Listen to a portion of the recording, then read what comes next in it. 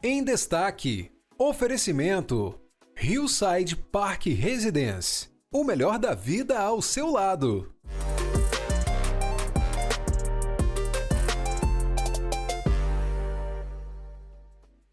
Olá, bem-vindos ao nosso programa Em Destaque. Muito bom dia para você sintonizado com a gente aqui na tela da TV Sim SBT. Na nossa manhã de hoje vamos conversar sobre patrimônio e como conservá-lo. Como fazer a transmissão a herdeiros da melhor maneira possível. Uma discussão muito atual, até porque nós podemos ter alterações em legislação que podem, inclusive, trazer, vamos chamar, prejuízo. Essa conversa que vai esclarecer tudo isso e muito mais com o nosso convidado que está aqui nessa manhã. Quem está conosco hoje é Lucas Judice, advogado especialista em planejamento patrimonial e sucessório, a quem a gente agradece a participação com a gente hoje. Lucas, obrigado pela presença e bem-vindo. Muito obrigado pelo convite, pela oportunidade de falar para os telespectadores um pouquinho sobre a proteção patrimonial, como você bem disse, Fábio, na herança, na transmissão dos pais para os filhos daquele patrimônio que durante anos e anos os pais acabaram trabalhando, conquistando e agora precisam, em algum momento da vida, transferir para os filhos para manter aquele patrimônio junto com a família. Exatamente, para conservar esse patrimônio, né, para que essa transmissão seja a mais direta possível, sem nenhuma outra grande intercorrência. Acho que, inclusive, a nossa conversa deve partir justamente agora, Lucas, de uma transparência para que as pessoas, inclusive, conversem sobre a transmissão de patrimônio, né, sobre a herança, porque se evita, inclusive, muita discussão ou até brigas quando essa discussão tem que acontecer diante de um óbito, inclusive daquele, né, primeiro que construiu esse patrimônio, é isso?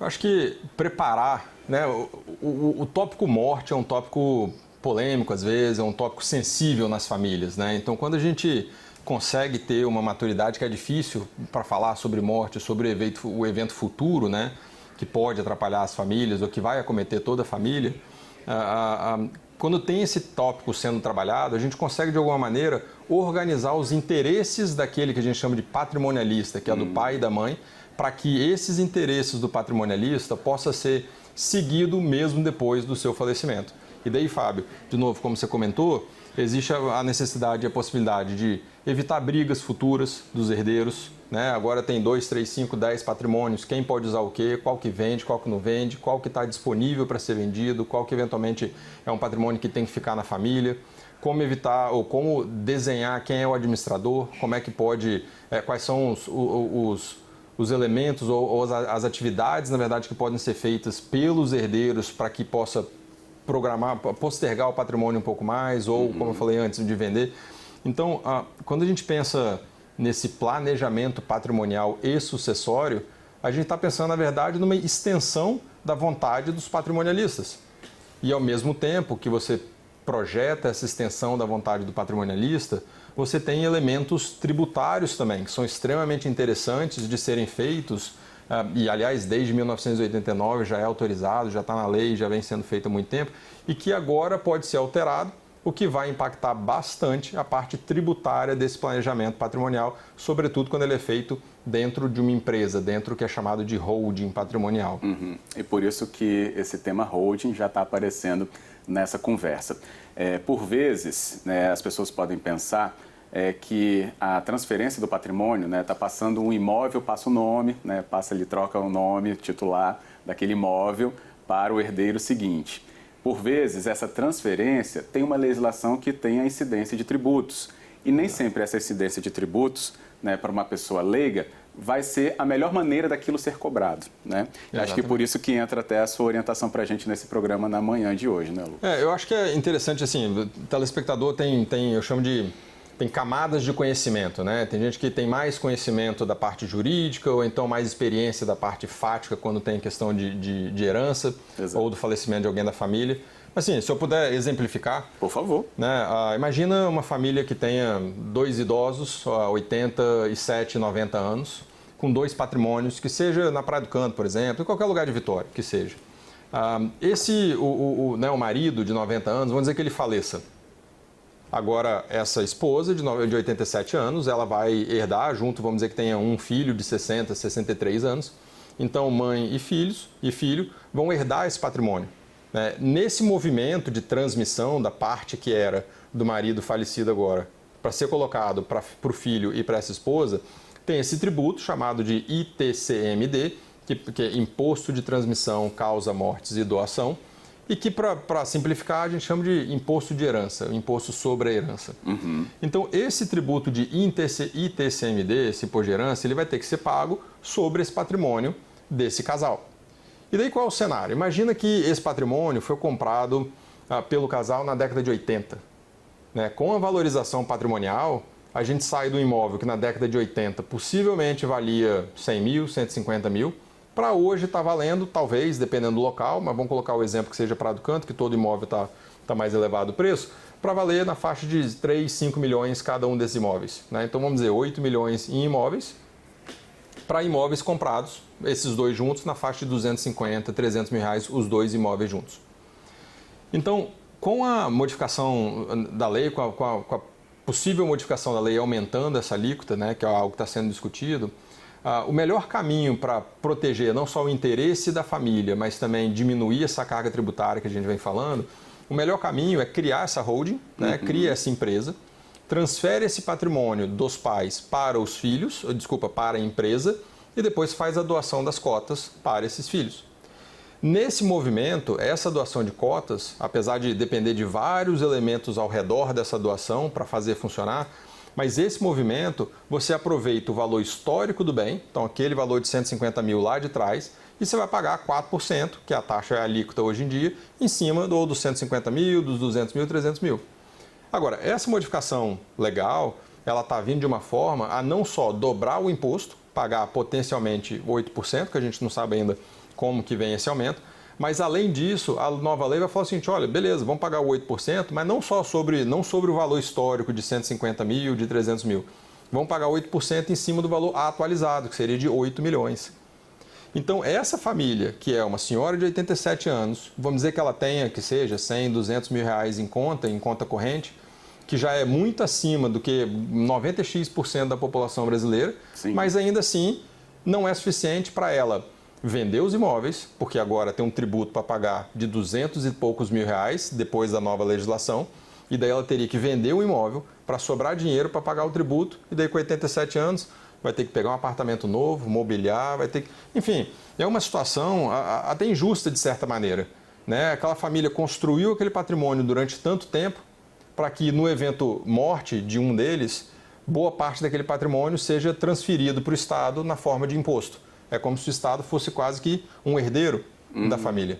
Né? Eu acho que esse movimento, para ser evitado, para ser barateado, é importante que seja feito através de uma holding e principalmente dentro desse ano de 2025. Até para você ter entendimento nessa conservação do patrimônio, se depois a gente vai até comentar essa questão de uma justiça tributária também envolvendo, né, esse momento aí da transmissão de patrimônio e a sua conservação.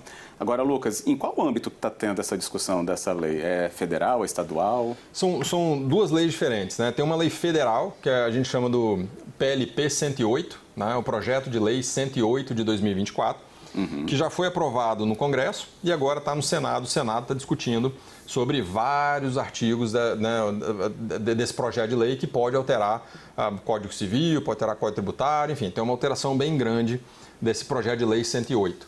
Esse projeto de lei 108, ele é uma consequência da reforma tributária super recente, que todo mundo está vendo na mídia, que foi a instituição do IBS, da criação do IBS-CBS, né, que é o IVA dual, também chamado de IVA dual. Então, esse projeto de lei 108, ele vem para regulamentar um comitê gestor desse novo tributo, e é um projeto de lei de 200 e tantas páginas, é bem longo. Nossa. E tem um pedaço dessa lei que trata sobre o ITCMD. E daí essa lei federal, o projeto de lei 108, ele regulamenta uma mudança na forma de cálculo do ITCMD, onde até então é possível, não é imediato, mas é possível que seja utilizado o valor histórico, lá de 1980 naquele exemplo, e essa lei federal está trazendo a obrigatoriedade de atualizar todo o valor do bem também para a pessoa jurídica. Né? Como pessoa física, hoje em dia já é atualizado, por isso que a gente faz a holding para pagar o valor histórico. Mas essa lei vai também acabar com a possibilidade de fazer via holding com o valor histórico, de pagar aqueles 4% do valor histórico. E daí tem uma lei estadual, que na verdade não tem lei, existe uma lei estadual, desde 89, que foi modificada em 2013, mas o caráter é o mesmo. é a lei estadual que define a alíquota e a forma da base de cálculo, né? O que engloba a base de cálculo para o tributo de ITCMD. Então, essa lei de 2013, replicando o mandamento lá de 89, falava, olha, o ITCMD é uma alíquota fixa de 4% sobre o valor venal. Só que houve uma mudança constitucional em 2023 que obriga os estados a fazerem uma alteração na sua legislação local, obrigando a progressividade. Então, hoje, o estado tem uma alíquota fixa de 4% e, pela ordem constitucional, ela precisa obrigatoriamente fazer uma alíquota progressiva, que seja de 1 a 2, de 1 a 4, de 1 a 8, no máximo de 8. E hoje em dia existe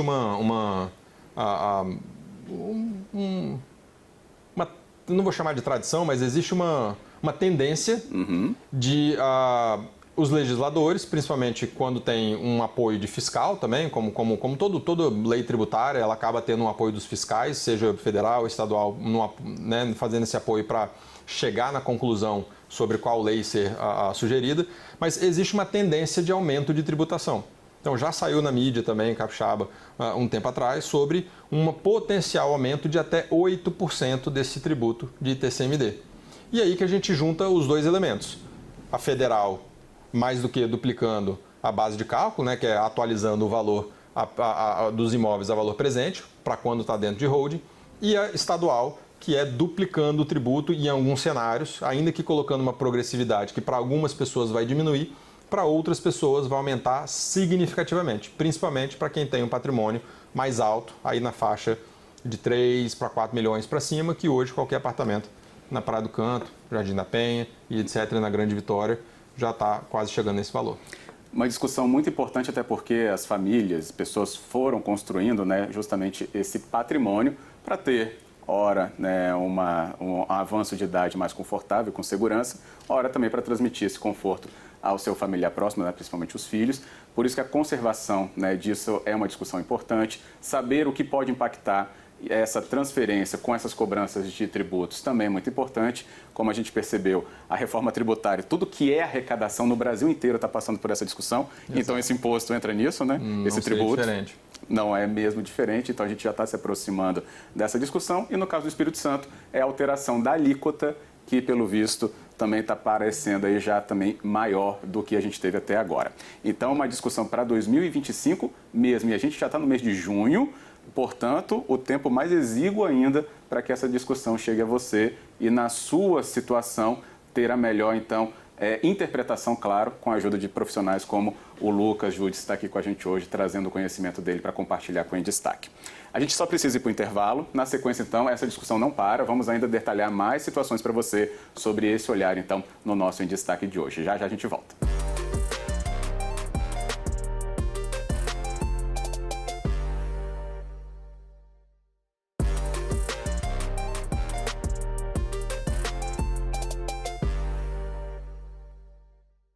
De volta com o nosso programa Em Destaque, aqui na manhã da TV Sim SBT, e você acompanhando uma conversa com o nosso convidado de hoje. A gente continua nela porque o assunto traz uma relevância muito importante, até porque trata diretamente sobre patrimônio e como mudanças tributárias podem incidir numa cobrança ainda maior do que a gente já tem de tantos tributos, né? Lucas Judice, que está conosco, advogado especialista em planejamento patrimonial e sucessório, continua conversando conosco nessa manhã do Em Destaque. E uma palavrinha que apareceu, aliás, nem uma palavrinha, uma sigla que apareceu na nossa primeira parte da conversa, acho que merece o desdobramento de uma explicação maior para você, até porque é através disso que a gente também está tentando te explicar sobre essa questão de tributação e como preservar ainda mais o patrimônio. A sigla é o ITCMD, que o Lucas está aqui, inclusive, para nos ajudar a entender. Aí, Lucas, a minha pergunta para essa volta é justamente assim: toda operação ou toda transmissão de patrimônio que se faz, né, de um patrimonialista para os seus herdeiros tem a incidência do ITCMD? Vamos lá. O ITCMD, ele é morte ou doação. Então, quando tem uma transmissão pela morte de um familiar, que aí tem os herdeiros, ou quando tem uma doação de pais para filhos, ou mesmo de entre amigos, seja lá, independente de quem estiver doando, quem estiver recebendo, tem o ITCMD. Existem outros tipos de transmissão. Posso fazer uma venda, né? E daí é outro tributo, não é o ITCMD, seria o ITBI nesse caso, mas isso quando é imóvel, né? Mas No exemplo que a gente está tratando, que é o planejamento patrimonial e sucessório, então a gente está falando de sucessões, sim, todo efeito morte e todo efeito doação tem o ITCMD. Agora, existem também isenções e imunidades. Imunidade é quando a Constituição Federal fala, olha, é imune do pagamento de ITCMD tal e qual operação ou por exemplo, igrejas, né? Ou então publicações, etc. Como também pode ter a isenção, que é uma definição do Estado e falar, olha, não vou cobrar o ITCMD dessa ou daquele tipo de pessoa, órgão público, entre outras. Então, sim, toda transmissão, causa morte e doação tem, desde que não tenha um tipo de isenção ou de imunidade. Ok. E aí entra o papel da holding nessa discussão toda, né? Até para que essa transmissão seja muito mais ágil, até eu acredito que seja, né? Quando isso é planejado, e justamente está aí, né? Planejamento patrimonial e sucessório. E a figura da holding é muito importante nesse sentido e também até para conservar mais o patrimônio diante das alíquotas e tributos que podem incidir sobre essa transmissão. E tem um ponto extremamente relevante nesse planejamento, é que acho que todos nós podemos concordar que o inventário é muito demorado. Todo mundo sabe de história de inventário que demorou 9, 10, 15, 20 anos. E quando você tem um patrimônio que seja pequeno, médio ou grande, mas quando ele fica travado no inventário, esse patrimônio ele é, de certa maneira, dilapidado, depredado, esquecido, você não aluga, você não circula, você não gera capital em cima do capital que foi herdado. A gente quer evitar isso. Então, quando você faz um planejamento patrimonial sucessório, se fizer, como a gente falou no bloco passado, em 2025, economiza muito tributo, 20, 30, 40 vezes em alguns casos. Mas, além disso, fazer o planejamento patrimonial e sucessório evita, se for bem feito, a necessidade de ter um inventário futuro. Então, e quando a gente fala do PPS, né, o planejamento patrimonial sucessório, a gente não está esperando que a pessoa morra amanhã ou que está com alguma enfermidade, que possa ter algum problema com esse familiar. De novo, é um tema sensível, às vezes, de falar de morte ou de projetar na frente, e quando você falecer. Mas o fato é, quanto melhor a gente planejar, mais fácil é de manter aquele patrimônio dentro com a família e, como eu falei, não ter o Estado como quase que um herdeiro compartilhando patrimônio. E até nesse caso de ter essa figura do Estado, né, que vai ter essa alíquota, a gente está falando para os instrumentos que seja a menor. Mas no caso, quando a gente também olha no macro e saber que as arrecadações com os tributos e impostos são para sustentar tudo que aquilo o Estado também oferece e precisa para se sustentar. No caso aqui do Espírito Santo, e até essa leitura acho que eu pergunto ao Lucas para ele trazer também a abordagem dele para o nosso programa se a gente está nesse momento de ter toda essa arrecadação revisada, o Espírito Santo, a gente já falou também no outro bloco, tem as alíquotas do ITCMD descritas por lei, nas alíquotas. Então, se a gente pensa que se é necessário ter essa arrecadação, o impacto disso para essa alíquota é muito importante para o todo do arrecadado pelo Estado? Aí a gente passa a pergunta então para você, Lucas. Qual que é essa leitura que você tem sobre esses pontos, então, até para que a nossa audiência entenda também melhor? Tá. Hoje, o ITCMD, o Imposto de Herança, ele corresponde a 1% da arrecadação do Estado. 1% de arrecadação do Estado, ele não é um imposto de extrema relevância, vamos dizer. Ele é importante? Óbvio que é importante. Mas comparado, por exemplo, ao ICMS, que é um outro imposto estadual, que tem uma arrecadação muito maior, esse sim gera uma atenção, uma discussão muito mais aprofundada.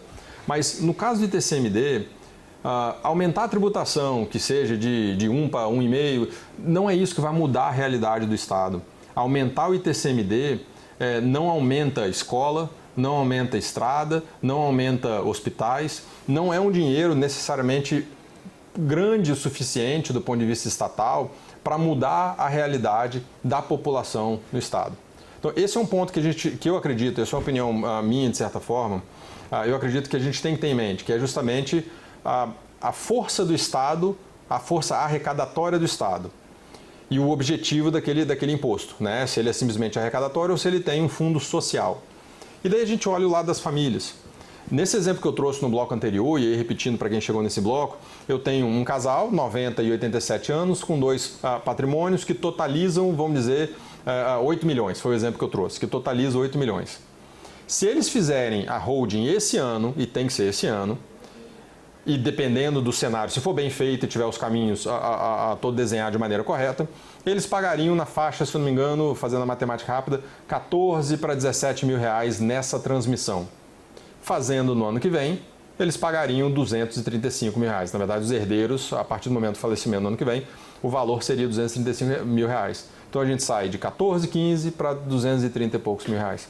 É uma diferença tão grande que esse valor impacta na vida daquela família de maneira definitiva. De novo, voltando no exemplo do bloco passado, a senhora de 87 anos ela teria que vender o apartamento para poder pagar o tributo, porque ela não tem dinheiro em conta para pagar esse tributo. E daí uma senhora de 87 anos, às vezes enferma, tem que vender, comprar, mudar, mobiliar, como a gente falou também no bloco passado. Então eu acho que se você colocar na balança entre o que o Estado ganha, que é uma receita minúscula comparada à necessidade do Estado, e o que a família perde, tem uma injustiça fiscal muito grande, na minha opinião. Eu acho que para a gente ter uma justificativa de dobrar a alíquota, mas não é só dobrar a alíquota. Lembra que a base de cálculo aumenta. Então, nesse exemplo que eu trouxe, são 17 vezes a mais de imposto de ITCMD que vai ser pago. É dos 14 mil aos 235 mil. É gigantesca a diferença do que vai ser pago. Então, eu acho que cabe ao Estado pensar que é interessante para o Estado que a população retenha o capital produtivo de certa forma, retenha o capital da família para que possa reinvestir, para que possa comprar outro imóvel, para que possa empregar novas pessoas, porque se a todo momento houve um evento morte, o Estado, se ele quiser atualizar ao máximo o valor do bem, aumentar ao máximo a arrecadação e tirar esse capital produtivo, essa circulação da moeda da sociedade, a gente só está empobrecendo todas as famílias que demoraram anos e anos para conseguir acumular aquele capital. Eu acho que, sinceramente, acredito que o Estado sobrevive a todos nós. Eu, você, a gente morre, nossos familiares, o Estado continua. Então, para que vai antecipar a cobrança o máximo possível, atualizando todos os valores? Né? Deixa transferir com o valor mais baixo, que desde 89 é possível, e simplesmente numa próxima doação daqui a 10 anos, o valor vai atualizar, numa próxima venda o valor vai atualizar e o Estado ganha lá na frente. Então, acho que o Estado e o contribuinte anda de mão dada, de certa forma. Né? E tem que ter uma visão, no meu olhar, sempre de aumentar a possibilidade das famílias deixar esse Estado ainda mais maravilhoso do que é. Que bom. Pelo menos assim, pensando numa transição, né, um regramento que venha a ser implementado em determinado período de tempo, não que o imediato, como é o que está se desenhado até o momento que essa conversa está acontecendo, e por isso que é tão relevante para você também. Tão relevante mesmo que o Lucas está participando até de palestras com grupos importantes, né, seletos, que também querem absorver esse mesmo conhecimento que ele está compartilhando um pouquinho aqui com a gente. Por isso que é um importante encontro entre você, da nossa audiência, e o Lucas Giudice aqui nessa manhã, né, Lucas? Até há um interesse muito grande em relação a tudo isso, né? Principalmente o empresariado, né, que tem às vezes um conhecimento ou uma curiosidade maior sobre a questão tributária e um interesse no planejamento da família também. Então, conversei com diversas empresas, diversos empresários ao longo das últimas 2 semanas. Teve uma palestra essa semana também lá no grupo da Apex e outros assessores e grupos de investimento também. E a preocupação é de todos, né, que entendem e com os quais eu converso. Não tem uma pessoa que eu conversei e falou, mas quer saber, não tem problema de pagar 20 vezes a mais de TCMD. Então, acho que o meu papel, o meu interesse e acho que a minha função, vamos dizer, nesse momento, é deixar claro para todos, trazer o conhecimento para todos, para que todos entendam o que está acontecendo e falem, olha, será que isso impacta a minha família? Será que faz sentido eu me preocupar com esse assunto? Será que faz sentido procurar um advogado para conseguir ver quais são os melhores, o que eu tenho que fazer, qual é o melhor caminho, quanto tempo que eu tenho, se é 1 mês, 2 meses, 3 meses? Enfim, eu acho que é o papel de divulgar a informação também com conhecimento técnico para que ajude as pessoas a se organizarem, se planejarem da maneira mais rápida possível. Com certeza, e até, né, encaixar esse dispositivo dentro de cada realidade, né? Pequena, média ou grande, né, Lucas? Então tem um perfil ainda que, né, você junto com o profissional que escolher, né, inclusive aqui o Lucas representa muitos deles, que faça essa discussão para que essa preservação então aconteça e você tenha a menor dor de cabeça possível, se é assim que esse programa também te ajuda a enxergar esse tema como a gente está fazendo hoje. E o nosso tempo se esgota, infelizmente, então, Lucas, você tem agora aqui um compromisso de nos atualizar conforme esse assunto também andar, tá bom? Certamente. Ficarei feliz em poder voltar, principalmente depois que tiver a legislação do Estado e a federal, depois de serem promulgados, para a gente falar se fizeram um bom serviço à sociedade ou se eventualmente foram numa linha estritamente arrecadatória. Que bom. Então, muito obrigado pelo convite novamente. Isso. O orgulho é todo nosso, como eu falei, de tê-lo com seu conhecimento aqui. Obrigado mesmo. Muito obrigado. E agradecemos também a você que está nesse acompanhamento do nosso Em Destaque até agora. Sai nessa manhã muito mais informado e também aí com senso crítico em relação a esse assunto também. Então, a gente agradece a você e o convite, claro, para que volte no nosso próximo programa. Obrigado e até a próxima.